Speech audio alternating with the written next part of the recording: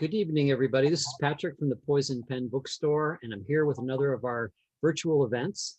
And today we're really excited to have Steve Barry doing his virtual book launch for his brand new book, The Kaiser's Web, which Barbara is holding up there. And, as per usual, I'm going to be largely in the background, but I'll be monitoring the Facebook feed. So if y'all have questions for Steve, go ahead and send them in. And then towards the end of the program, I'll pop up and ask Steve some of your questions. And I'm going to turn it over to Barbara. Thank you, Patrick. Welcome, Steve. It's wonderful to see you, and I love your beautiful new office. I'm consumed with office envy at the moment. Wow. So since this is your book launch, I have a glass. I am being 100% in gear with the scenes in this book. I am wearing my Bavarian purchased top, which I absolutely love, kind of a Black Forest theme here. I have on my ring made in Chile, which you can't really see, but which I love. And I am drinking a toast to you with my South African rosé wine bought in Franchos. So do I have it all? You got it all. I do. And I was holding up the book as a reminder that Steve has very kindly signed, presumably in his beautiful new office, a lot of copies, hundreds actually, of The Kaiser's Web. And we are down to our last 24 unsold copies. They are on their way to us. So if you're watching this and you want a book signed by Steve, I would suggest you order it tonight because they may very well be gone by tomorrow. Such are the pitfalls, shall we say, of COVID. Anyway, Steve, congratulations. Wonderful pre-sales event. I'm really delighted. Thank you so much. Good job as always, Barbara. You always do a good job. Well, and I wanted to do a little shout out to your assistant, Esther, who did a beautiful job creating a special insert for our books. And Esther has been working with us for, gosh, Steve, how many years have we been launching your books now? Quite a few. Gosh, 15? Mm-hmm. Maybe 12 or so. It's been so many, I lost count. I know, it's hard to keep up. Well, this is your 16th for Cotton Malone, and you have done 4 standalones and then several novellas with another author. But I still remember your first book at our first event with you for the Amber Room. And then you wrote the Romanov Prophecy, and I thought, you were going to be like a forever Russian author. And then suddenly, you've gone international with Cotton, except for, is it 5 books where you decided to focus on American history with Cotton? Correct. There were 5 that I dealt with: Jefferson Key, Lincoln Myth, Patriot Threat, 14th Colony, and I always forget the Lost Order. Yeah. So those were the 5 American novels that dealt with aspects of the Constitution, some very interesting things in the Constitution that I wanted to explore. And then Cotton came back overseas with the Malta Exchange, and he stayed there, and he'll stay there for a while.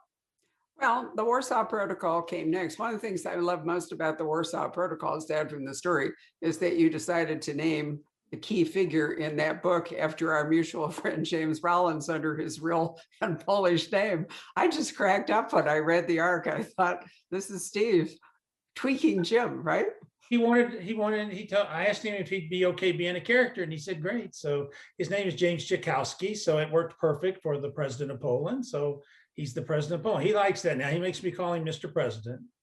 Well, and who better all the way around. Speaking of Jim, he's delivering, for those of you who are curious about what's happened to the next Sigma Force, which was due out in March. It's migrated to probably September at the moment, and there's conflicting information out there. So just so you know, because we're fortunate enough to launch Jim's books on an annual basis, and I don't want you all to be confused. So Steve, we're all missing travel. So one of the wonderful things about this book is that you take us to 3 continents.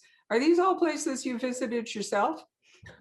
Only one of them. I didn't make it to South America or South Africa. We were going, but we couldn't. So I had to write those the old-fashioned way, just doing the research and talking to people who had been there. We're going to go to South America, and I want to go to South Africa, but couldn't do it before I could get this book done. And I was supposed to go to Romania last year for a book I'm going to do, and that's going to be put off till probably next year. So for 20 and 21, we've been kind of grounded like everybody else. We're not going anywhere. I don't get on a plane again till May of 2022. Wow, that's a long time to be looking ahead. Well, fortunately for you, I have been to all the locations in this book, and particularly interesting. I mean, I love Bavaria. It's one of the most beautiful parts of Germany. And I'm going to read a little passage here, a quick one that comes at the very end of the book, and I won't reveal why it's in here, but I really love the way you describe it. To the south, visible miles away, the jagged peak of the Zugspitze stabbed an azure sky. Müncher House at the top of the mountain was indistinguishable from the snow-clad granite folds. He was at the far end of a valley north of Garmisch-Partenkirchen, actually, that is, which was an Olympic site, in a cemetery behind Kloster Egern Abbey. There weren't many graves, only those for the solitary monks who died in service to their choice for their church, and a few spots for those who'd been especially generous to the Benedictines. Bavaria is the Catholic part of Germany, still Catholic part of Germany. And it has some of the most beautiful abbeys that I have ever been in. I mean, they are just remarkable in there. Some of them are Rococo, some of them are older, but magnificent. And of course, the big mountain, the Zugspitze, is south of Munich and very close to in fact, it is on the Austrian border, I think, Steve. I think it shares it with. And this is also the area where you see the famous castles, the Disney castle that is modeled on Mad King Ludwig's actual castle. It was a really fun thing to go visit. So I hope you have been to Germany. Yeah, I've been to Bavaria many times. It's one of my favorite places in the world. Did you ride the cable car to the top of the Zugspitze? Absolutely. Yeah. I did that too. The opening of the Charlemagne pursuit takes place on that cable car. Yeah, no, it's gorgeous. I mean, when we were there, the Frankfurt Book Fair was an excellent opportunity to pivot around it and travel Germany. East Germany, Berlin, is not a particularly scenic part of Germany. In fact, if you go from Rostov to Berlin, you go across miles and miles of nothing but miles and miles, like Kansas. But Bavaria and Austria, where they come together, is just spectacular. I've always thought it was sad that Hitler's origins were in that beautiful part of the country. It is, and there's a little bit still there. In Munich, some of the few Nazi buildings that still exist are there in Munich. And of course, the Wolf's Lair is down at Berchtesgaden. But Bavaria to me is a magical place. I really enjoyed it. I'm going to do an entire novel on that in 2023. Cotton will be going there for an adventure. Wonderful. I've actually got lots of photos, so we could combine, like a travel epic with all of that. But the thing I think comes as a surprise, and I remember how surprised I was the first time I debarked from a ship in Puerto Montt and went down to Puerto Varas, is that it really is a reproduction Bavarian town. It's a little bit like Fredericksburg in Texas. Have you been there by any chance? I have not been there, no. But I know that southern Chile and southern Argentina is very much like the Alpine regions. Yeah, but it's not just the scenery. They have reproduced the architecture. Oh, yeah. A very distinctive stone building and wooden cutout sort of thing. And it's a real shock to, get off in a South American country, a Latino country, and suddenly think that you're in Bavaria. But the Germans immigrated there heavily in the early part of the 20th century. They went into Chile, southern Chile and southern Argentina. A huge amount went there. And then another migration occurred after World War II. So there's a huge population there. And this book explores what went on there during that time period. I'm glad you put it in Chile and not Argentina, because, Argentina is is probably better known as a refugee for Nazis, and Nazi hunters. But Chile, was it the wine? Was that one of the reasons they went to Puerto Montt in that region? I mean, there's a gorgeous lake there, but I'm wondering how much of that was winemakers who went in the 20s. I mean, why did they go there? They mainly a lot of them came as imported labor. They came there to work, but they settled there, and they just liked the atmosphere, the climate, the terrain. Everything reminded them of home, so they felt very, very much at home there. And there was a huge population there before World War I. that settled in that region that built on after World War II. And the migration after World War II, though, was not accidental. It was intentional. There was a conceived idea and plan as to how that was going to happen. Sorry, I tried turning out my light, but that You didn't got really darker. work. You got darker. I feel like I'm in some movie where I'm all washed out, but it's hard There to you get go. the light right. What could I say?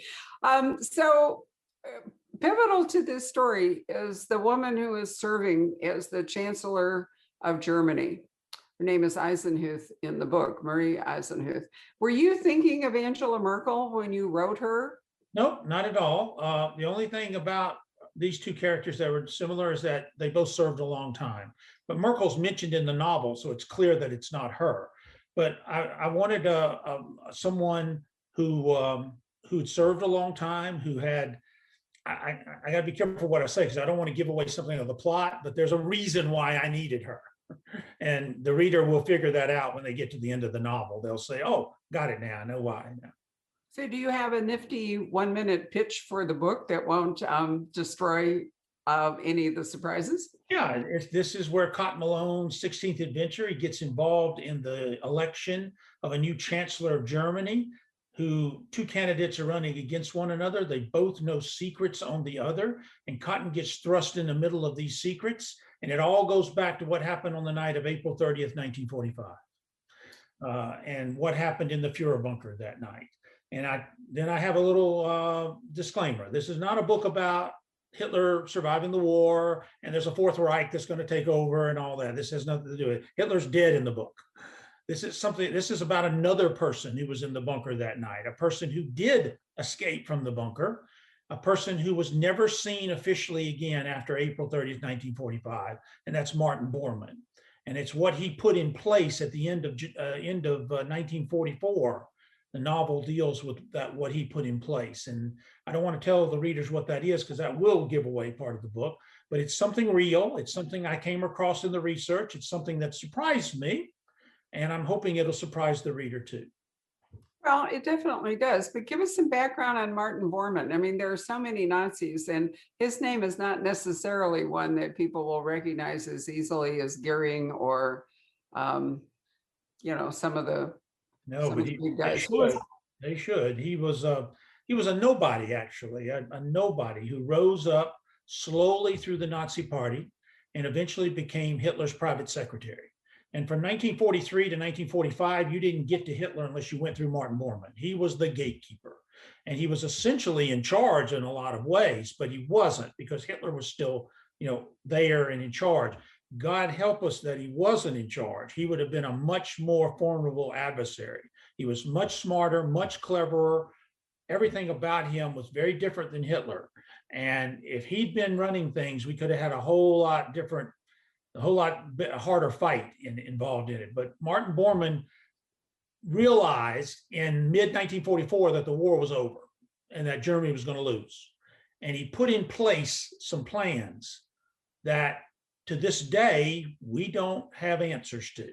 And these plans figure into my fictional run for the German chancellorship, and they figure into that race. It's really interesting with all of the record keepings that the German did, and everything that's been written about the Nazis. There are still a number of mysteries that we may never know the answer to. We'll never really know the answer to this one because the records went with them when they left, and those have never been found either. But that's the thing about if we have no idea the outcome, I can pretty much do what I want to with it then. Yeah, well, definitely it has that advantage. I mean, I've been thinking about all the books that have been written about, missing Nazi gold bullion, at the bottom of a lake, missing art treasures, ongoing legal disputes about art and the unbelievable looting. It's hard to imagine how much damage they did in a very short time, comparatively speaking. It must have seemed endless while they were doing it, but it really isn't that long a period. Well, they did it basically from 1939 to 1945, and they actually looted Europe, completely looted it. And then towards the end of the war, billions and billions of dollars of gold and silver and other valuables literally disappeared. never to be seen again. And to this day, we don't know what happened to it all. No, we don't. We were watching the other night. I'm very fond of Hungary, and we spent quite a lot of time there. And there was a program about Art Nouveau, Art Deco architecture in a YouTube. I ran across it from the Wall Street Journal. And to my amazement, there are several cities in Hungary, A, which I had never heard of, B, which I've never visited, C, which were completely intact with all this gorgeous architecture, and D, every one of them had a flourishing synagogue. And I thought to myself, how did that happen? And I realized that Hungary was really not a war theater, was it? No, it was sort of a pass through. Moving on to other areas. They wanted Romania, for example, they wanted very much because of the oil. Hungary didn't have a lot of natural resources and things to go after. So no, it wasn't there. But another thing people don't realize also is that by 1945, Hitler was the richest man in Europe. He was extremely wealthy. He had an enormous amount of wealth at his disposal that he had gotten through corruption and bribes and payments and everything in the world. After the war, that money was never found, not a dime. Not one bit of it was found. Do we surmise that any of it is still lost somewhere in Switzerland, deep into banks or vaults? We have no idea. What we do know is Martin Borman was in charge of all that money. So that's what we do know. So, but when they went to get the wealth, when they went to get it all, it's all gone. It was all gone. It would have been harder in those days to do monetary transfers. I mean, what would Hitler have done if he'd had Bitcoin at his disposal? Oh my God, he could have done, yeah. Back then, the monetary transfers where you loaded the bullion onto something and you moved it physically to the other place. If you had Bitcoin and automatic transfers and all kinds of things today, yeah, there's no telling what they could have done. It would have been a whole different ballgame. Imagine if Joseph Goebbels had the internet. He didn't have that. If he had it, how could they have gotten their message out even quicker and faster and effective? These guys were masters at propaganda. They were masters of propaganda, but I was thinking, because I knew we were going to be talking this evening, there was a big piece today about Myanmar, formerly known as Burma, which is what I still think of it as. And despite the coup, there is such an enormous amount of protests going on that it's not clear whether the coup will survive it. And the internet has, as we know from our own Capitol riots, so it's good and bad, has allowed mustering of people on a scale that, it's hard to imagine whether the Nazis would have benefited from it or whether, in fact, it would have roused enough resistance to have had a different effect on them. I mean, we could only speculate because there's no way to know. You would only think they would have handled the internet like China does. They control it, and they control access to what comes in. They control the whole network within their country. They would have to control it, but eventually it becomes uncontrollable. It's just too big. It's too unwieldy. And it would have been interesting to see what would have happened if they had all those tools at their disposal. I suppose it could be, some kind of alternative history kind of a novel. But, one of the things I love about your books is that you don't do alternative history. You are really a great researcher. Part of it may be your own legal background, because every lawyer has to learn how to research. But, you construct stories out of real history, and often in the gaps. Like in the Amber Room, we don't really definitively know what happened to it. Now we may think it went down in a ship. And a lot of people think that the current Amber Room, which I have been lucky enough to visit twice, once at night and once in the daytime at the Kaffernhof, is the Amber Room, but it's a reproduction. Mm-hmm. It's beautiful. I've seen it myself too. I like to find something from the past, something real now here's the thing, that still has relevance today. It still has to matter today. And I like to weave a modern adventure and a modern suspense thriller around that. And I've been fortunate enough to find some really cool stuff. And in this novel, I stumbled across this particular thing about 4 years ago when I was writing another book. I was in an old bookshop and I was getting some books, and another book caught my attention. And I pulled it off the shelf and started looking through it, and I stumbled on to this piece of information. And I went, wow, I didn't know that. I had no idea that was true. And then I found out more about it. And as I learned more about it, I realized it was a novel in that. And so that eventually became The Kaiser's Web. So let's talk about Cotton a little bit. I mean, when we meet him in the early days, he's a bookseller in Copenhagen, Denmark. So not a guy you would think, could turn into like an action hero. But what was his background before that? Because that really is the key to how he operates today. Well, he's a retired Justice Department agent. He was with the Navy. He was a lawyer and with the Navy, and he was recruited to come into the Magellan billet and become an agent with Stephanie Nell's new Magellan billet. And he worked there for about a dozen years, and he was a field asset, an intelligence officer. And he retired out early, and he moved to Copenhagen, and he owns an old bookshop, and he gets himself into trouble all the time. He just can't seem to stay out of trouble. Right. And I created him in the Templar Legacy in 2006, and now we're 16 books in with him. And he's changed a lot over the years. The Cotton Malone of the Templar Legacy is not the same guy that we have today. He's different. He's each book, I like to explore something new in Cotton's personality. Each book explores one aspect of his personality. This book explores his ability to work with Cassiopeia, to trust her, to work as a team, to not fight or fuss or whatever. They're actually together, and they're getting the job done together. It's the first time I've actually had them do that. And it worked out very well. And I was able to explore that as they both learn to trust and care for one another. So if I recall from some of our earlier discussions, Cassiopeia wasn't necessarily going to remain a lead character or main squeeze, so to speak, of Cotton. And your wife, Liz, if I recall, was instrumental in the fact that she is now in the position she's in today. She did it. I was going to basically phase her out, because in Templar Legacy, they hate one another. And I was going to phase her out. And then she said, no, we're not doing that. That's not going to happen. So they had a relationship. And then finally in the Lincoln myth, at the end of the book, I broke them up. I actually broke them up. I didn't tell her that either, by the way. She discovered that when she read the manuscript for the first time. And she came back into my office, and that was back when we actually had real manuscripts that you wrote on. And she threw it down on the desk, and she said, that's not going to happen now. I'm going to tell you, because see, as a writer, to have Cotton monogamous is a little bit constraining for me. It would be more fun for me as a writer to have him available, because then I could have new characters in each book that would come in and interact with him and have some fun with that. But with one character, I'm stuck with that relationship. So I always tried to trip it up the whole time. And, it does make it a little frustrating, but she's already decreed there's no way in the world. So Cassiopeia and Cotton will be together. She'll be in this book. She won't be back again until 24. She takes a couple of years off, then she'll come back. I like the way Liz sticks up for agency and women. There's that you're actually tapping into, even if reluctantly, a trope in society, which is to give women more agency.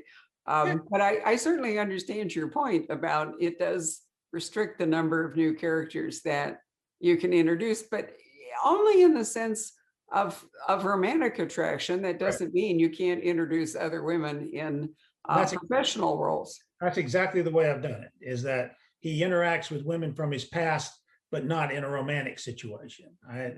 Warsaw Protocol is a good example, when he interacts with the former agent there that he had dealt with. And there was nothing romantic there, but there was, that interaction that he goes on. And he uses that interaction to explore his relationship with Cassiopeia while he's going through that. So yeah, that's exactly the way I've done it.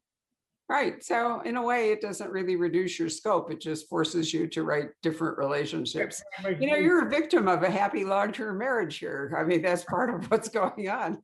It is, and it has worked out great, and I like them together. I enjoyed this book, them working together and how they did things. It was the interaction between the two of them was fun, because they know each other. They can read each other's thoughts, and they can stay a step ahead of each other.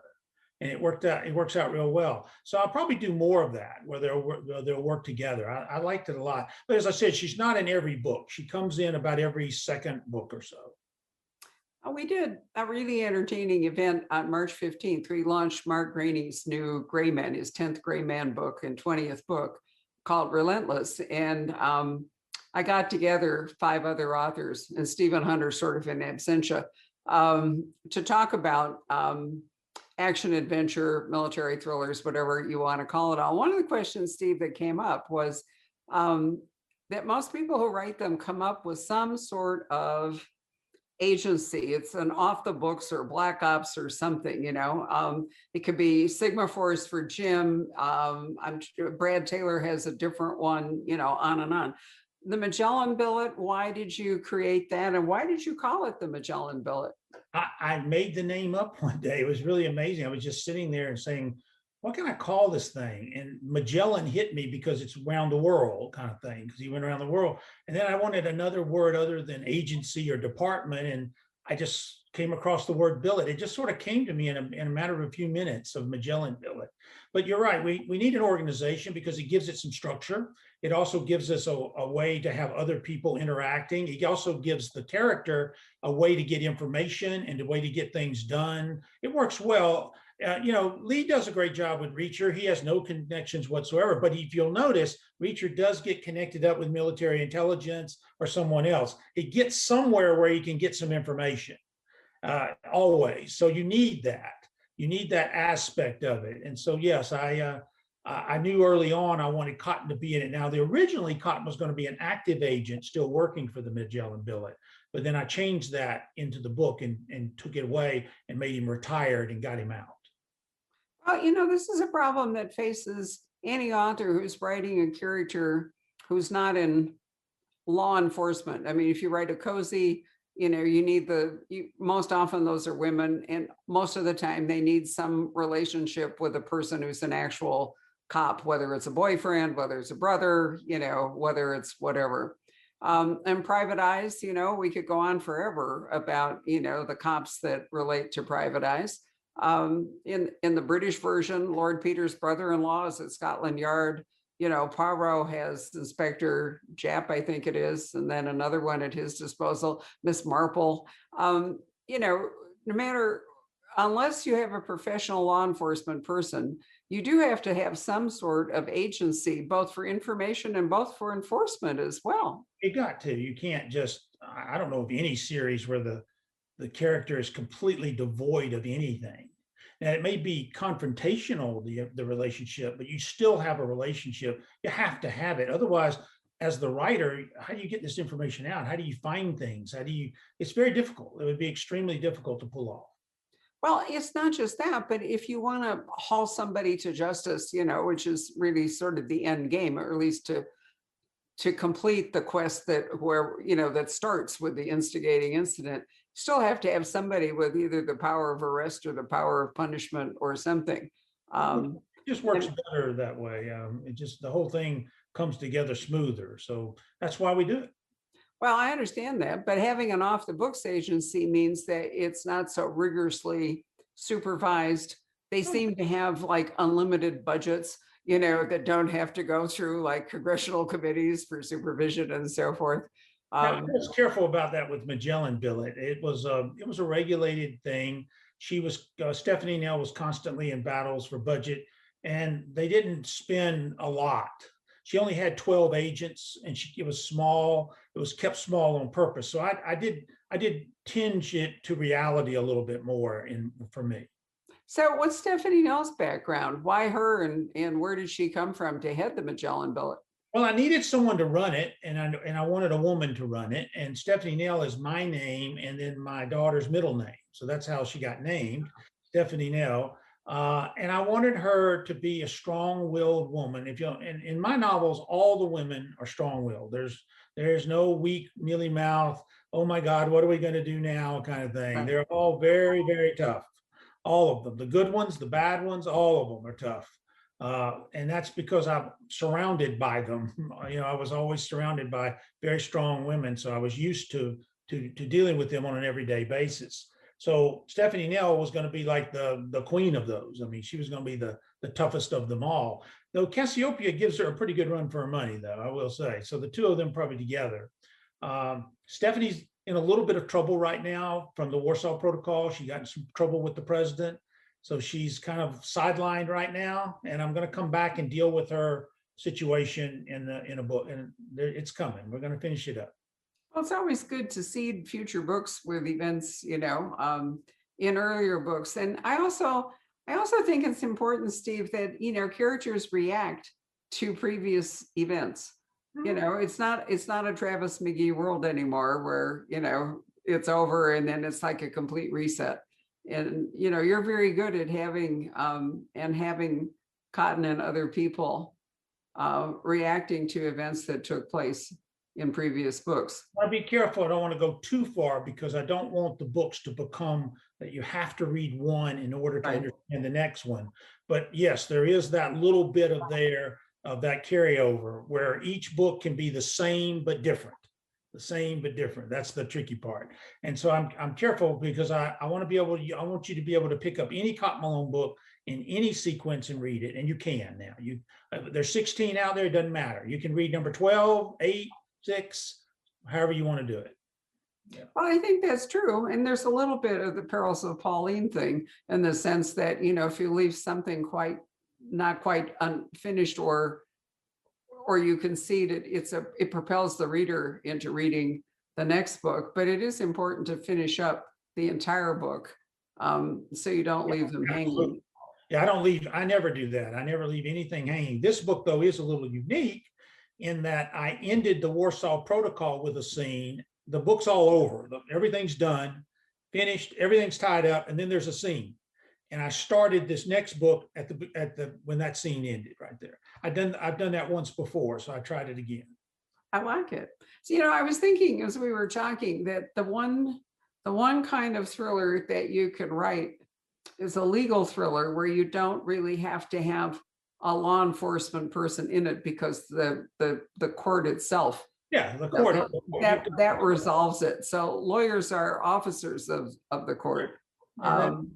But the rest has already happened or it will happen. And so you don't have to have that person in the book to make it actually work. You know, I mean, there's the Earl Stanley Gardner kind of legal thriller where every rule of procedure is completely thrown out and Gardner ends up winding up investigations. I mean, you know, you're a lawyer. How useful do you think that all your years of law practice have been to you as a writer of thrillers? I have to say, not very much, to be honest with you. Really? Really, because because I wrote thrillers to get away from it, to escape what was going on. I represented people who were at their worst, you know, in divorces and criminal defense and things like that. And it was not a fun experience for them. So I wrote thrillers to kind of escape it. I'm not going to say I will never do it, but I wouldn't mind trying a legal thriller, but a legal thriller with a twist. It wouldn't be your normal legal thriller. It'd have a little bit of a twist to it. And you never know. One day I might get a chance to do that. There's some very good ones, rarely written by judges, as I pointed out, but at least two of my favorite legal thrillers were, in fact, oddly enough, written by judges, Anatomy of a Murder being one. And that was a long, long time ago. He was a Michigan administrative judge, as I recall. And my favorite British mystery almost of all time is A Tragedy at Law by Cyril Hare.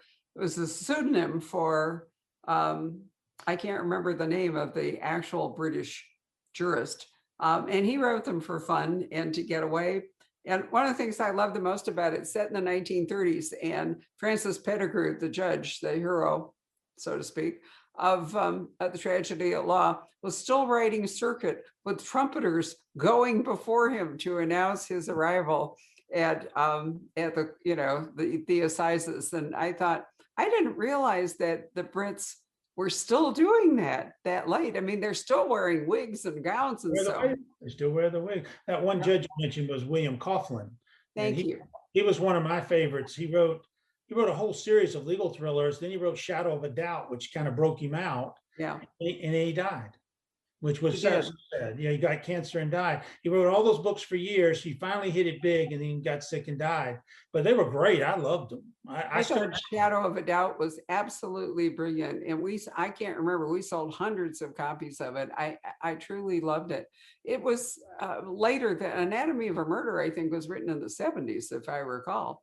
And so Shadow of a Doubt was later, but yeah, it was a real, and your current publisher, St. Martin's, actually published, I think, the Coughlins, if I remember correctly.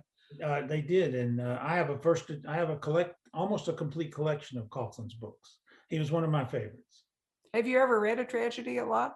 I've not read that. No, I have Well, not. if I can find it, I'm going to send it to you, because I'm not going to give any, I don't want to give it away, but it's a groundbreaker in more ways than you might imagine, especially for the time it was written, because it's a golden age thing, but I truly loved it. Patrick, do you want to pop back in from your black hole and see if we have questions and comments that to relate? I just love it when he does this. It's so magical. There you go. Welcome back. I'm back. Let's see. Yeah, there are some good questions here. Pat asks, Steve, will you ever write another standalone novel? Actually, I will. It's going to happen next year. I'm switching publishers. I'm moving from Macmillan to Grand Central, and they wanted to start with a standalone. So I've created a new character. He works for the United Nations. The book will be similar in that it'll be action, history, secrets, conspiracies, but a new character, new motivations, new everything. A really interesting story that I've been wanting to do for a long time. It will deal with the world's most stolen piece of art. So people are going to have to Google that and try to find out what that is. The most stolen piece of art in the world. It's going to be, I'm going to create that character. Then Cotton will be back in 2023 and 24. Wow, if you have a new series, you can beat Liz back and introduce a new romantic element. He will actually be he will be monogamous. Yes, he will. He will, he's younger than Cotton. So he's not monogamous. I'm sorry. We're going to do different. We're doing some things different in that story, in that series. And it's been a lot of fun to create it. I've had this idea in my head for a long time, and Grand Central said, let's go with it. So that's what will happen next year. Do you have a publication date yet? June. Going to be right now. I'm going to go to be a summer book. Are you? Early June is what they're looking at right now of 2022. And then we're also going to do 3 Luke Daniels books separately. And Grant Blackwood, my good friend, is going to write those with me. And we're creating 3 Luke Daniels. I've been wanting for Luke to get in his own series, and Grand Central wanted to do it. So over the next 3 to 4 years, there'll be 6 novels coming from me. That's really exciting. Well, fortunately, we have a great relationship with Grand Central too, so we'll be able to carry on doing this. Okay, it'd be great. Well, Liz will like this question. Mark asks, will Cassiopeia ever get her own book? I would love to do that. I really would. And I'm not going to say that will not happen, but I'll have to have some help if I get to that point, probably to write it. But yes, I would love for her to have her own story. But now she does have novellas. MJ Rose and I have done 4 novellas. The 4th one will be coming out in the summer, this summer. So we've done 4 novellas with it. So if you've not read those, please pick up those novellas and give them a look. Steve, are they in print or are they strictly digital? They're both. You can get print on demand. You can order a trade paperback edition of them. Can be ordered. Yes. Okay, wonderful. But they're mainly an E. But there is a print copy. We noticed in the last one we sold an enormous amount of the trade paperback, though. There was quite a bunch of them got sold. Elizabeth Print publishes those through her Evil Eye and our Blue Box Press that her and MJ Rose and Jillian Stein own, and they publish those together. They publish those through there. Yeah, we can always combine the novellas in a single volume too. When you know. That's probably will happen at some point. We have enough now to make a nice solid book. Yep. Well, Larry asks, any thoughts on a movie or a TV series in the future? Well, there's a lot of talk as usual. We have a producer right now who called the other day and said they're close to one, but I've heard that like 8,000 times. So I don't really get too excited about it. But there is some discussion, some serious discussions going on. The problem is that you're going to have to go to Europe to film this, and I don't think you can do that anytime soon. So, you got to get past where we are right now to make this happen. But they're working on it and they're talking about it. So we'll see. We'll see if it comes to pass. This is kind of a related question. Alan asks, Steve, has the inability to travel pushed back any of your writing or work on your books? You talked about that a little bit. Thank goodness, no. I was ahead of myself, thank goodness. So I wanted to go to Romania last year for the Romanian book, but I just bumped it back a year. We'll go next year, probably 22. or early 23. That book wouldn't publish till 24, 25. So that would be the only thing. The 21, 22, and 23 book are taken care of. I got ahead of myself. We didn't travel at all in 20. We didn't except for the tour. When we got back from the tour in 20s, when everything hit. And then we haven't been anywhere since, and we won't get on a plane again until spring of 22. If then, it depends on how we are then. I don't know if it will help you, but we were in Romania, Bucharest, and Transylvania a couple of years ago for quite a spell, and I've got a ton of photos. And Laurie King traveled with us, and she's actually bringing out a Mary Russell book in June that we'll be doing an event for, about Marie, the Queen of Romania, and so forth. But yeah, I'm going to be dealing with the monarchy of there, because the Romanian monarchy is fascinating, and the whole thing is fascinating. But I came across something very interesting from World War I, a mystery from World War I that deals with Romania, and that's gonna form the basis of the novel. But I still need to go, and I think we'll probably try to get there sometime towards the end of next year or early part of 23, and I can make it work. You'll be fascinated with Bucharest. It's an interesting city, and because Romania was poor for a while, they haven't done the kind of demolition. I mean, it's not like Tallinn or one of those cities that's a real mirror of the past, but there's a lot of architecture aside from the perfectly ghastly Ceausescu Palace, which is just horrendous. But if you go out into the countryside, they may be able to knock down they ruined the whole valleys in Transylvania by building these ridiculous factories that didn't really make anything that you could sell. It was all kind of a pipe dream. But with any luck, they will have removed a lot of that. And it's surprisingly untouched outside of it. But then the whole myth of Dracula is part of, you don't want to deal with that because it's completely fabricated.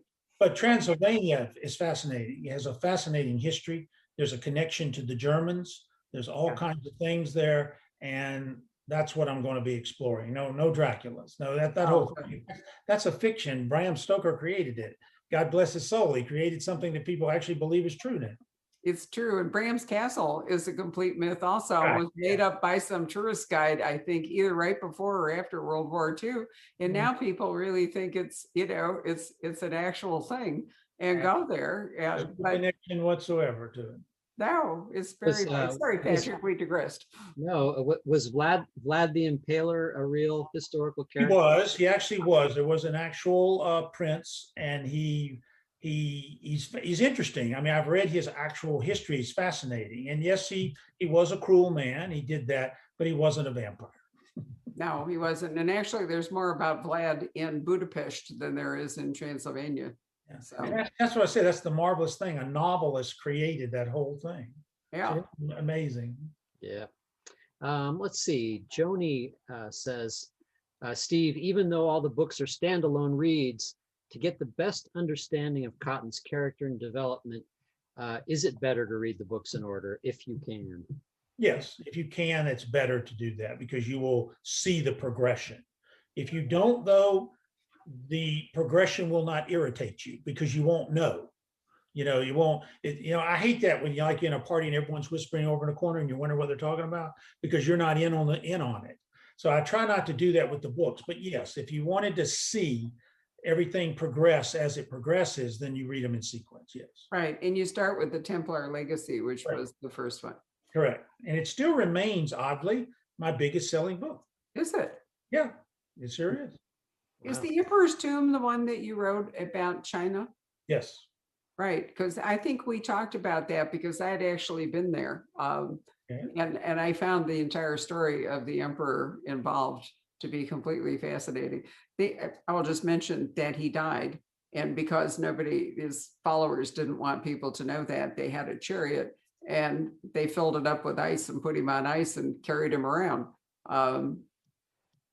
So they could get control of things. So it wouldn't fall apart. But the empire did fall apart. Unfortunately, it didn't stick together. That whole book was interesting. I want to go there. That's one of the books I wrote and did not get to go. But I had a friend of mine who did go, and he spent a couple of weeks there, and he came back with an enormous amount of pictures and everything, and I was able to pick his brain to make it work.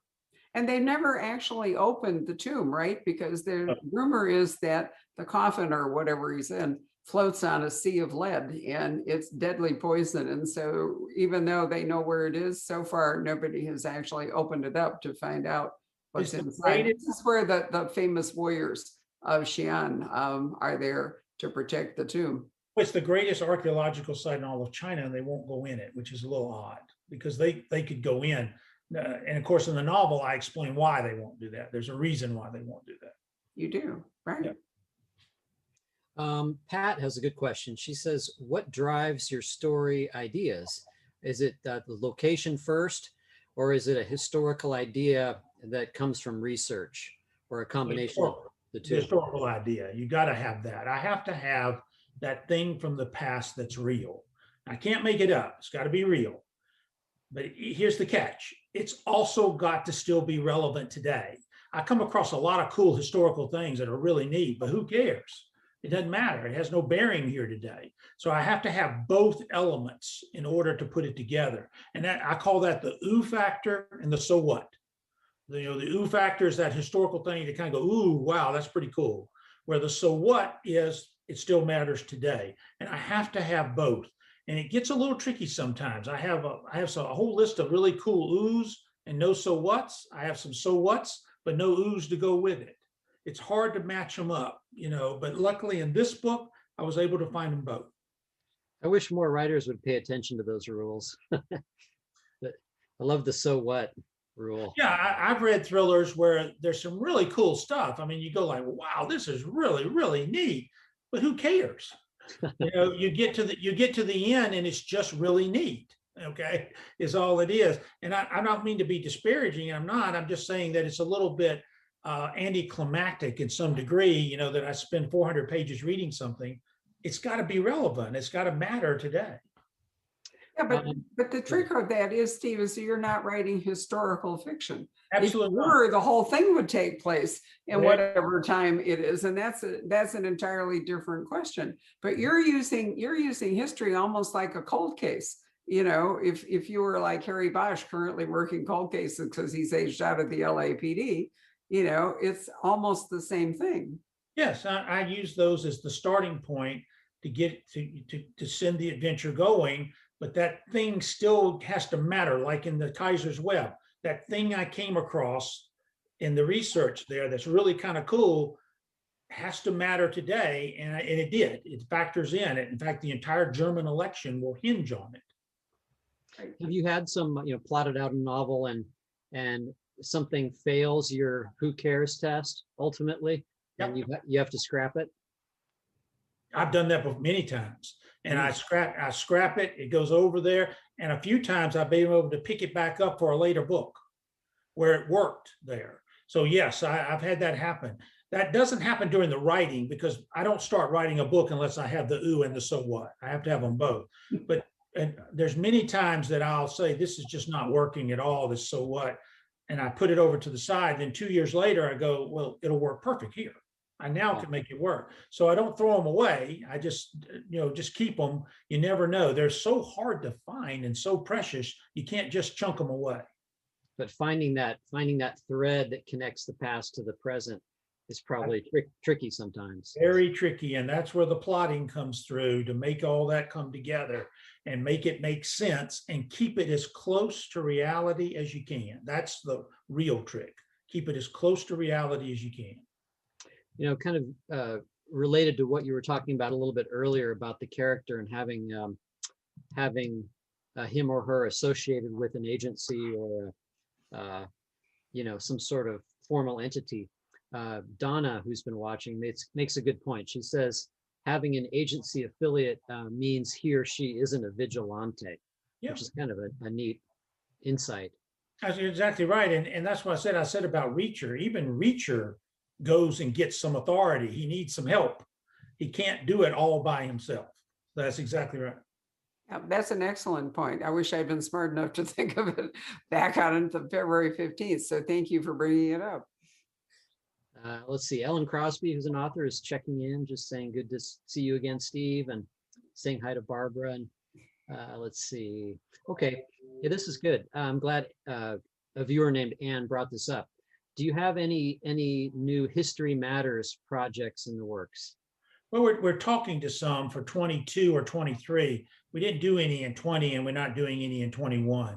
And 22 is still one of those iffy. We're hoping we're back on the road. We don't know.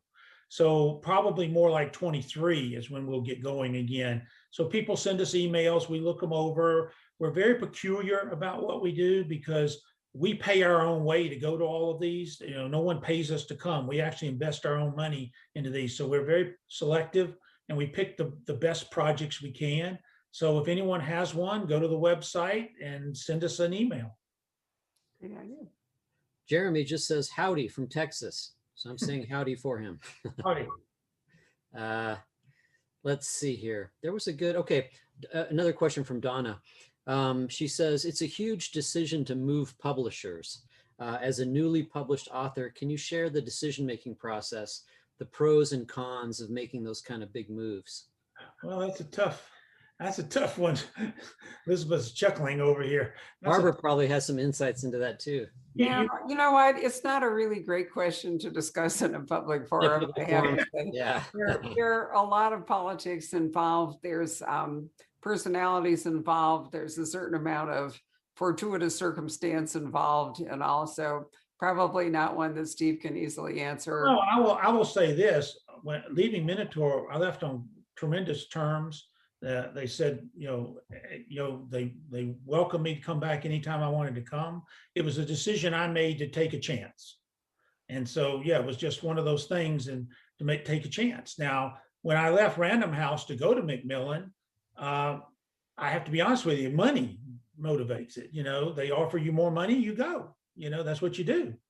But you get to my age and you get to the point of where you are, you want to take a few chances, you want to take a few things, but I decided to go, and they were wonderful. They said, you come back anytime, you're welcome here anytime you want to, anytime you'd like to come back. So we left on great terms, and I'm going to miss everybody there. But I'm excited about a new publisher and a little, I got a little life still left in my bones there a little bit. I certainly hope so. Since I'm older than you are, I would like to hear you say that. The other thing I would say is important that your backlist will remain active, because when you do leave one publisher, you have to have enough incentive for the publisher left behind to keep your backlist in print, because there are all these Cotton Malones that are not transferring to the new publisher. I have 13 books with Random House and I have 7 with Macmillan. So there's a nice healthy backlist there. And Random House, I've been gone there for a long time. They push and sell that backlist like crazy. They sell a lot of books. They do, but a lot of that depends on how successful you continue to be, because the new books drive the sale of the old books. So because Steve has been so successful moving forward, he's able to drag the backlist with him, but that isn't the case for every author. So it can be a bigger risk for some than for others.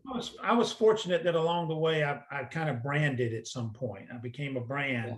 And I used to always resist that. I would say, no, I'm not. No, I'm not. No, I'm not. But then there came a point where it was clear that I was. And when you reach that point, it does help a little bit, where you get a little momentum going. But they're going to say, well, how do you become branded? It just takes time. It's time. It's all about time. It's all about sales. It's all about a lot of things. And very few do you have any control over. They just kind of have to happen and come together. And then one day you look at it and you go, you know what? I think this is a brand. I think you're right. And that happened to me. Steve, I have a question for you, which is, when in your writing, when you're going, back in time and exploring all these different historical eras, are you ever struck with sort of the revelation that, human nature just doesn't change, and that we're the same all the time, from century to century, and all the time. It's amazing how humans react similarly to the similar situation and learn so little about what we did before. It is a little discouraging in some respects, but yes, I see that all the time. We still have one foot back in the cave somewhere, I think. We just got to make that same mistake all over again. We just keep doing it over and over again. I guess we think we'll get it right at some point, but it comes about. I tell people all the time, I don't know a lot about a subject, but I am a guy that reads 300 to 400 books on a single subject. And when you read 300 to 400 books on a single subject, you're going to begin to realize how little we actually know about that subject, because the books contradict each other so much. The information contradicts it so much. It's fascinating to me. And as a novelist, I have to try to extract some kind of truth out of that contradiction. Tom, kind of related to what you're saying, Tom says, I love the writer's notes you always put at the end of your books where you explain what really happened and what is fiction. I can't wait to read this section as I am reading the new book. Well, I put that in the back for a reason. I learned that from the great novelist Sharon K. Penman, who just recently died. And she taught me that about putting it. She would do a 40-page writer's note in the back. You know, she was very methodical about that. And so I did the same thing. I want you to know what's true and what's false. I don't want you to leave that book thinking something's false that's true, or the other way around. And I also want to kind of tantalize you a little bit. Maybe you want to go learn some more about subjects. So I give you places where you could go learn about it a little bit more. But please, please, please do not read that first. It's not made, it's meant to be read after you read the novel. It will give away the entire plot. But once you're done, it'll fill in the gaps. That's absolutely true. You know, I really miss Sharon. She was a very dear friend and colleague. We worked together for such a long time. And one of the things she said, for any of you who are watching this that are writers, one of the things she truly believed and which made her so great is she said, never use a general word when you can be specific. So she would never say, it's over there by the tree. She would always say, it's over there by the oak tree or the beech tree or whatever. She was really careful about details. And you know, those lend an authenticity and a visual sort of component and all too. She was really a brilliant writer. I'm the only thing that I'm happy about, the only thing is she got to publish her last book about Richard, who was in some senses a great love of her life, Richard II, Richard Plantagenet. She got to publish it in April before she became ill. And we were able to do something with it. And I'm just so glad, because it's really tragic for readers, not to mention the author, but it's really tragic for readers when an author dies with incomplete work. You know, I mean, when you just get left, you know, in the middle of something, it is so hard. She was just brilliant. I learned a lot from her. She taught me an awful lot. And she did. She was a lawyer too. That was her background. Tax lawyer. Yeah. And she was my favorite living historical fiction writer. My favorite of all time is Michener, but I will have to say she's right there with Michener. She is right there with him all the way. Well, I liked her better. The only Michener I have to tell you, Steve, that I ever really loved was The Source. I mean, I thought The Source, I was riveted to The Source from the very first page to the end, but I faltered on some of them. I really did, but I agree with you that I think The Source was magnificent. He was just, I mean, he was the master of the 200-word sentence. Very true. Right. Patrick, anything else? Let's see. Well, Larry says, I love the 90 to 10% ratio you use for your books. Yeah, I do. I keep it 90% to reality, 90% to history, trip it up only 10% because I'm writing a novel, trying to entertain you. That's my job, but that's what my readers like, and that's what I try to keep it to. I think that's about it, Barbara. We've got a couple of other people weighing in on Michener. It's always fun when somebody. I always throw that out because people go, no, it's Hawaii, or no, it's this and all. But I just don't. I've actually been to the scenes of The Source. I was so entranced with it that we had an opportunity to visit Jordan and the Middle East and so forth. And you know, the thing I came away with that also surprised me, I mean, we're in Arizona, which is where you can put the entire British Isle in Arizona and have room to spare. The geography in The Source, I mean, it's like a trip to the Safeway to go to some of the spaces from one to the other. It's so tiny, and yet so much happened there. It's amazing. It's a great novel. It really was a great novel. And Hawaii was a great novel. Centennial was a great novel. the covenant with South Africa. He was he was something. He was something. Iberia. Iberia, all that. And Alaska. Yeah. towards the end of his life, he gave an interview and he said he probably, if he was starting out then trying to be published, he never would have been published because his books, were so different in some respects. And if you'll notice, no one has really come after him to write that kind of epic. Herman Wouk did a similar thing for a while too, didn't he? He did a little bit for a while back when Mishner was still alive. Right. But you don't have a successor. I guess the closest one would be Edward Rutherford, who writes his series of books. But there's just no one who's picked up that mantle. It just sort of died with him. That's true. Rutherford with Ireland or Salisbury or something could be. And Walter Isaacson sort of does that with biography, but a little bit different. But yeah, that kind of research, that kind of really intense research and all, and novels that size, those are 3 to 4 million word manuscript. That's just amazing. You don't see that anymore. Well, we do because we are the Outlander bookstore. So believe me, we still see them, but they are harder to come by. There's a really brilliant new book by Sylvain Neuville, whom I have never read and who's a Canadian author. I'd never read him before. And he wrote a trilogy of absolutely enormous books. And he has a new book out. I'm afraid I can't remember the name of it. It's our March Science Fiction Club pick. And you talk about author notes. This is, in many respects, the best author notes I have ever read. We go to Russian space dogs, and I still have a picture of this little Russian dog forever up there revolving in space after it died, to really complicated questions. Honestly, Patrick, you would love it. It's just an amazing book. I wish you could look it up. I just can't recall the title, but it's small. It's 300 pages instead of a doorstop. That's the way it is today. Everything is tighter, 10 words. The average length of my sentence is 10 words, and that's what you see in most fiction today. So everything's much more concise, tighter. And that's because there's so much competing for your attention. That's a really excellent point, right? Richest didn't have the internet. He didn't have that. He didn't have video games. He didn't have all those things that are competing for everyone's attention. At the same time, I will point out that during COVID, reading has gone up. And that people have been willing to read long novels that perhaps they would have. War and Peace, has had like a renaissance because people never got around to read. Maybe Proust, is doing well. Patrick, what have you noticed? I mean, from sales at the store, we have seen some really surprising books, haven't we? Yeah, I think so. I think people are looking for something to really engage them. And let me tell you what, there was an article yesterday, I can't remember, probably in the journal. I subscribe to the Wall Street Journal, not for the news, but for all the weird little things that they write. And miniatures have become a thing. And there's some woman who has spent 12 hours tufting a miniature chair for a miniature house.